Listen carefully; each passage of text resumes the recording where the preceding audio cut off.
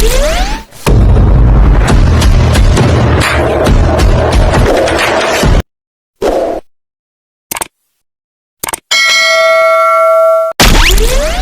o, tinan mo, hirap po. Maiksi kasi mga pakpak niyan mga katoto eh. Maiksi. Kaya hirap po sila. No, checkered din, mga katoto. Checkered, pangalawa.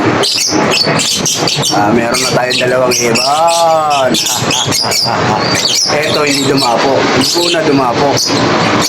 Magandang umaga, mga katoto. Araw po ngayon ng linggo. Sa Las Piñas po ay kasalukuyang piyesta. Nagdaraos po ng piyesta ngayon. Unang linggo ng Mayo. Kaya mamesta na po kayo. Punta na po kayo sa kanya-kanya kamag-anakan yung nakatira dito po sa Las Piñas. Iwasan niyo po yung tahanan namin dahil wala po talaga kami handa ngayon. Pero hindi naman sa lahat po ng oras na lagi tayong walang handa.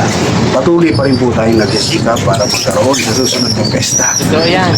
Para mamantikaan man lamang ang ating mga labi. Pero hindi po yun ang tema ng ating pag-uusapan ngayon. Ang tema po natin ay ang tungkol sa kalapatids. Ang ating hagis po ngayon ay Mulanay. Sa Quezon Province pa rin po yan, mga katoto. Malamang masundan na po yan ang tawid dagat sa susunod. Baka mag-roas po tayo. Mindoro po ang sakop. Tayo po ay kasalukuyang nag-aabang. Ang ating ipon ay nirelease po ng alas 6:15. Mulanay, Quezon po ang release mula sa Las Piñas. Hagis ng Mulanay. Ang ating rival po, pag-isip po tayo ng 1-2 kung ikaklak po natin yung ibon natin ng mga 8:43. 8:45 yan, nasa 1-2 po tayo. Pero bihira akong mangyari yun. Yung matutuling nag-aalaga po ng ibon ang meron ganun ka-speed. Yung mga mapapalad ng kaklak, mabibigyan ng ganun kalaking speed. So tayo lang ay chillax lang. Antayin po natin mag-pick yung ibon natin bago natin natuluyang suportahan ng kanyang speed. Pero ganun pa man, meron pa bang dumapo sa ating telepono. Tunay nga lang daw po na bugwenasin tayo ngayon. Sana mag-winner.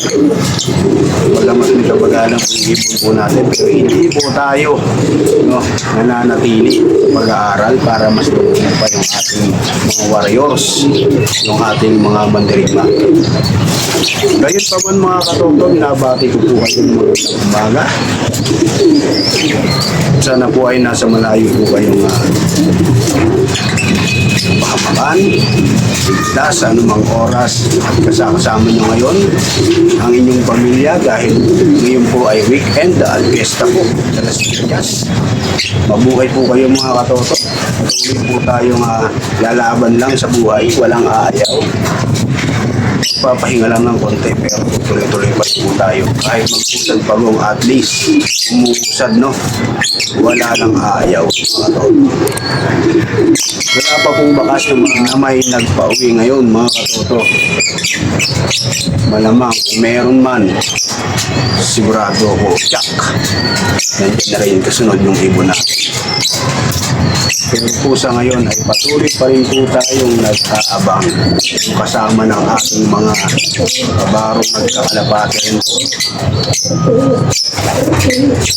Nag-aantay, tumitingin-tingin sa langit. At baka diyan na po yung ating mga warrior. Pasilip-silip po sa mga loop. Ganyan nga po talaga ang dapat natin gawin. Baka maisahan po tayo. Ang bawat minuto, ang bawat segundo ay napakahalaga sa ating pagkaklak.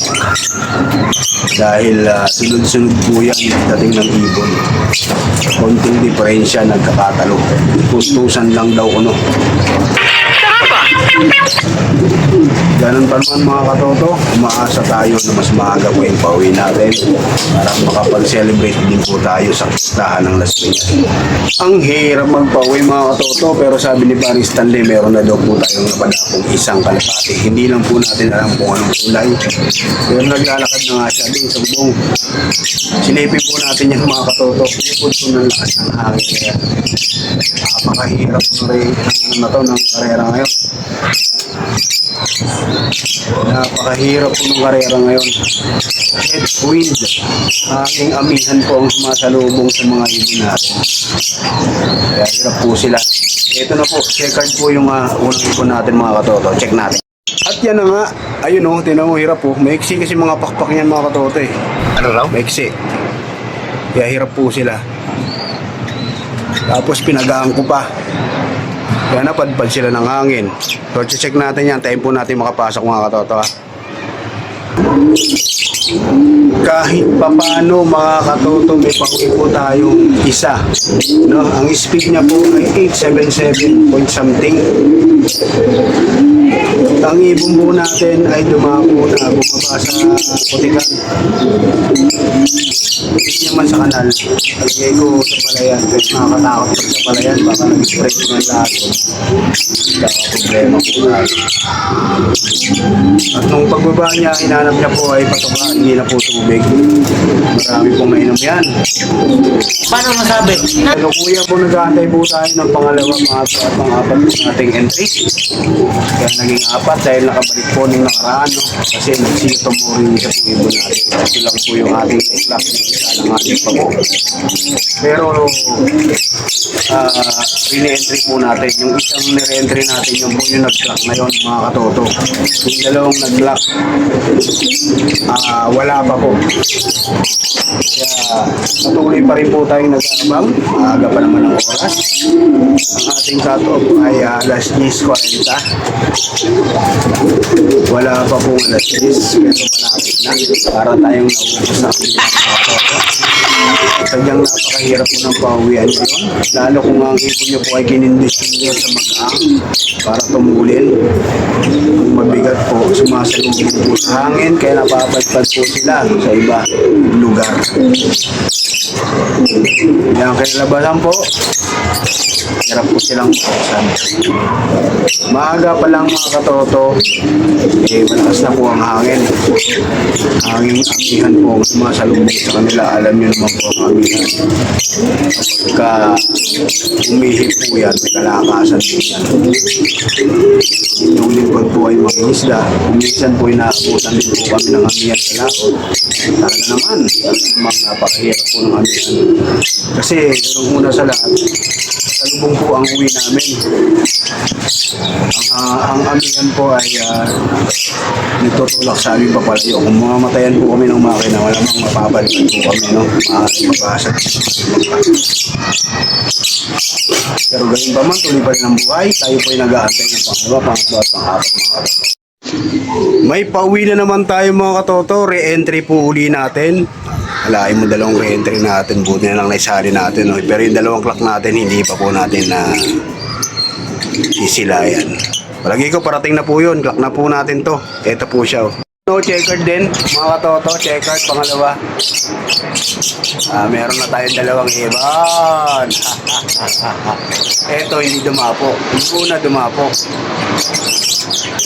At yun na nga mga katoto, ang ating pong ibon ay hindi nandadagdagan.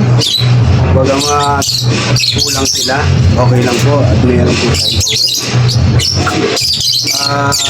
Yung cut-off nung nakaraan, siya naman pong nag-lock ngayon. Palagi ko, nag-series lang siguro yung nag-lock kasi hindi sila nire-entry. Alam ko lang magkakaganon sila. Sana rin nire-entry ko na rin sa 5 laps yung dalawang nag-lock nung nakaraan. Parehas na po silang may tag-isang butas kung sa kasakali. Sadya pong gano'n ang karera, hindi po talaga nag-effect. Hindi lang naman po sa atin nangyayari yan. Kagaya rin po yung iba. Yung inaasahan po nila na maging perfecto ay hindi po nagiging 100%. Sinasabi ko nga po sa inyo, kahit na kondisyon po yung ibon natin ng maigil, panahon pa rin po ang makakapag-desisyon yan kung kakayanin ng ibon ninyo. Yung lakas ng hangin, yung sama ng panahon. Kaya mga katoto, siguro mag-celebrate na lang po tayo ng ating Fiesta dito sa Las Piñas. Samantala muna po akong magpapaalam sa inyo mga katoto. Hanggang sa muli nating pagkikita. Mabuhay po kayo! Peace!